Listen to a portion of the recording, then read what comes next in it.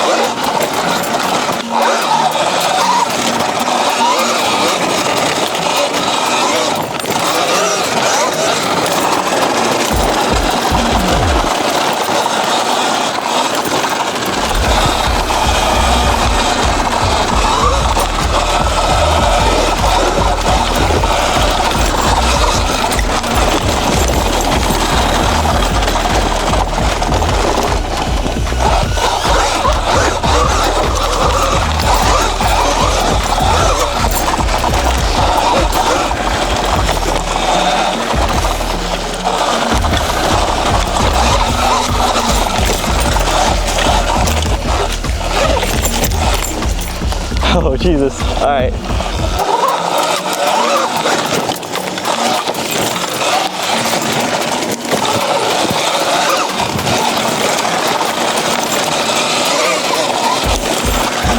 don't have to talk much. Family channel. I'm gonna die on this thing, dude. I don't know what I'm supposed to talk about, but I know this thing is nuts. He said it should keep up with this. With this speed of steel, buddy. You're not keeping up with this.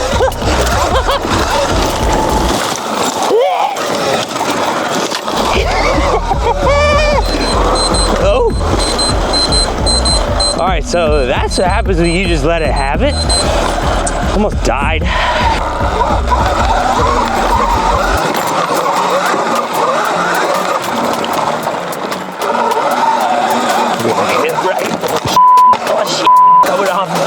It's coming off of it. Oh no, it's staying there. Oh shit. It's a bad attempt. There's a tree buried under the sand, and as soon as the rear tire hits it, it just throws you. You gotta stay way off it. One more, we gotta get to the top at least. Stay right, stay alive.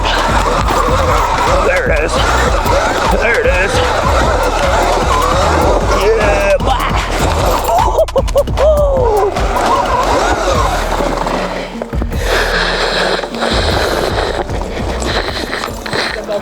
All right, back on it again. The TM25 TC1000 setup.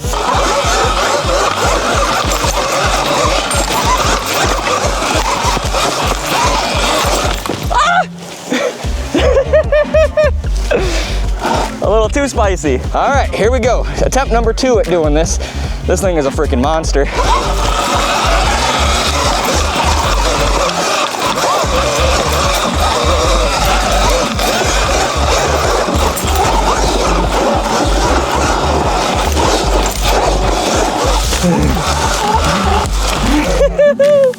Well, I made it, just barely by the hair on my chinny chin chin.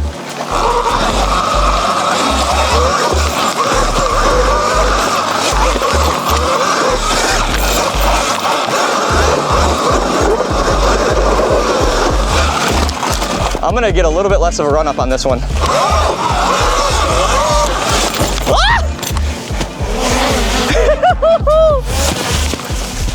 right, I'm moving this stick. Oh, I'm not moving that stick.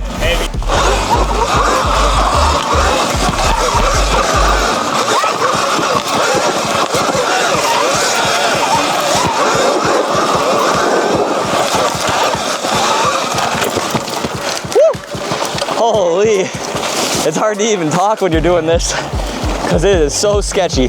This is all loose sand, big sticks, small rocks.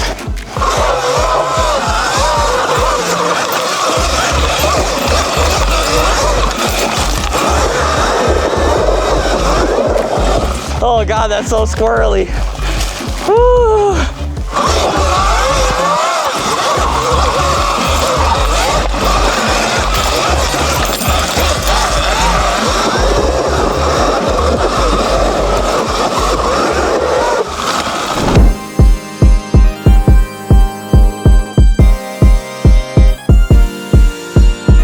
Torp TC1000 is a high-performance FOC controller built for serious power. It supports batteries from 60 to 80 volts with a peak output of up to 50 kilowatts and 1000 amps of phase current. Designed to be dialed in quickly using the Torp app, it offers smooth calibration and adjustable power and throttle settings to suit your ride style. When paired with a 72-volt battery, it delivers a solid 27 kilowatts of real-world power to push your bike beyond the stock specs. The Torp TM25 motor strikes a solid balance between efficiency, range, speed, and power, making it a great fit for both the streets and off-road. It's built to improve overall performance while keeping motor heat in check, so you can ride harder than the stock motor without worrying about thermal limits. With 69 Newton-meters of torque, a peak output of 31 kilowatts, and a high rev ceiling of 11,000 revolutions per minute, the Torp TM25 delivers serious power that's easy to install. Yeah, so first impressions, man, holy crap, is it a different bike on-road versus off-road. I mean, if we had some better tires, or even better wheel tire setup in general, you know, this would be dang near a dirt bike, you know, no joke, 250 power to weight ratio all day. I mean, gnarly. I'd be surprised if a 250 could keep up to me on the trail with this thing, and that is a challenge to anyone out there. Come find me. Steep, sandy, leaves, big rocks, literal tree stumps, like whole trees in the ground that you don't see until you get there. And yeah, it's a gnarly, super steep freaking hill. And you know, with the sand and everything, and we did not have the correct tire setup for this at all, but it just ate. As you can see here, you can see all our roots going up from launching. Yeah, it'll throw roost about 100 feet. Yeah. I think. Yeah. We've determined. The drone found that out too. Yeah, the drone found out the hard way about the roost. The only thing I would say, as far as like how it felt too, I like to run my gearing a lot lower. Like basically I like to run a smaller sprocket in the rear so I'm geared higher essentially. I would want to sort of do that with this because the torque is crazy and it's like too immediate, you know? I'm sure you can tune it down and pull it back in the app, right? And whatever. Yeah, but so there's the throttle curve in the Torp app, and then also the aggressiveness of the throttle. You can change it more to smooth, and you can change that torque, that ramp to a negative ramp, and it'll make it come into the power a little bit easier. I have it like, this is balls to the wall. Let me just put this down. This is balls to the wall as fast as it'll go. I mean, we are pushing everything that's on here to its limit. That would be a better way to lean than gearing it down because it's already too fast. Yeah, and if you put the TM40 on here, you might as well be running a 42 tooth rear sprocket because you don't need a 54 tooth anymore. Yeah. This bike was not really made to go off-road. It does have the stunter subframe on there. It's a little bit heavier, you know, and it was a pretty bike. Now it's dirty. There's something going on with the chain or the jack shaft, but we'll figure that out. Yeah, the belt didn't shred. I said that was gonna be a 50-50. That's good. No sticks or rocks got wedged in there, and if they do, they're gonna stretch it and snap it, so we got lucky there. Yeah, I mean, I don't know what else to tell you other than if you're gonna get this set up for an off-road setup, you will not be disappointed. Your bike absolutely rips, and it has enough weight to where it actually grips on top of that. I'm sure if we had better tread on these 19s, or even like a 16-19 setup with a fatter rear tire, it would be night and day. But you don't really notice the weight as much. No, you don't. Yeah. You don't notice it as much as you'd think. Yeah. But when it comes down to going up these big hill climbs and stuff like that, I'm sure you can attest, the lighter bikes have a hard time digging in. True. Digging into the dirt. So the heavier it is, it's a little bit easier, but also you need the power to push it up the hill. So, but this definitely has all the power. It needs a little bit more grip, but as it sits, I mean, what a monster of a machine. it.